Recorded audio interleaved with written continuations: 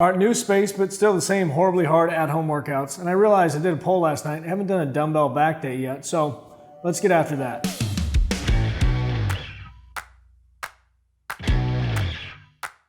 So the struggle is still the same. We have to make this lighter weight feel heavier. And truthfully, it's not as hard as you think. We just need to find different ways to put added stress on the muscle, either through shortening the range of motion, taking that muscle through a path it's not used to and really putting it in a disadvantageous state, or other intensity variations like a static hold that's going to fatigue that muscle and really get these 30-pound dumbbells feeling like 60 pounds. So I'm going to start at the top of my back and work my way down. Now, if you want to jump around, by all means, go for it. I just feel like you get a more complete workout when you systematically go step by step and you hit every part of the back. And one exercise I know that's great for the upper back, mid traps, you don't need a lot of weight, is a one-arm row, but you're going to flare that elbow up nice and high, and you're going to come up more of a sweeping motion instead of just pulling straight up, really arcing out as you come up, squeeze, nice, slow, controlled negative. You won't need much, and you're really going to feel this one.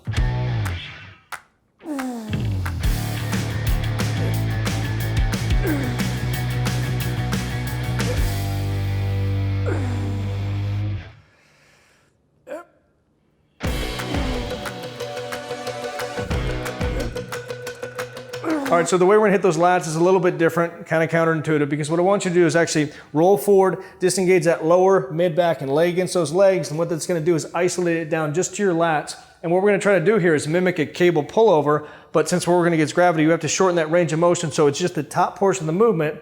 And if you get this correctly and you get that angle right, it's an incredible connection, contraction, a great exercise. I doubt you'll even be able to do 30s on these because it's such a tough movement.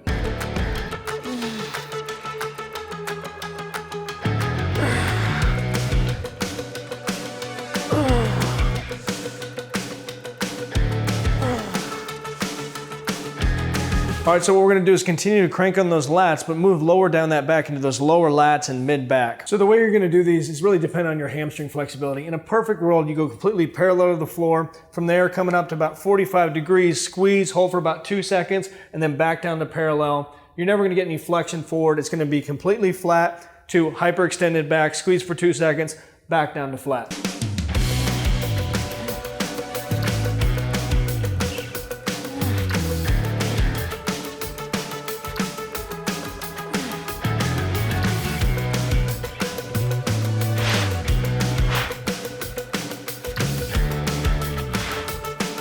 So when it comes to smoking that lower back, it's tough to beat movements where the legs are actually being contracted up rather than arching over top and trying to squeeze, because then you'll jump on your hamstrings, your spine's gonna get twisted, you're gonna be turned sideways.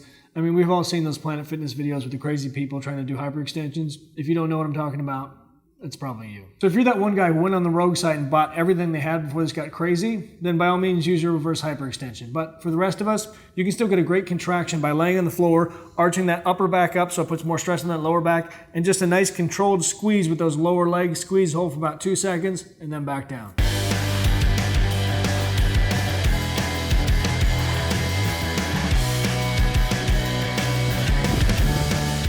Might as well come up here before it gets too hot. Too hot. So as always, like, subscribe, and the notification bell. Leave a comment the video may do next. Definitely more body weight, band stuff. Get after, get growing. I'll talk to you soon.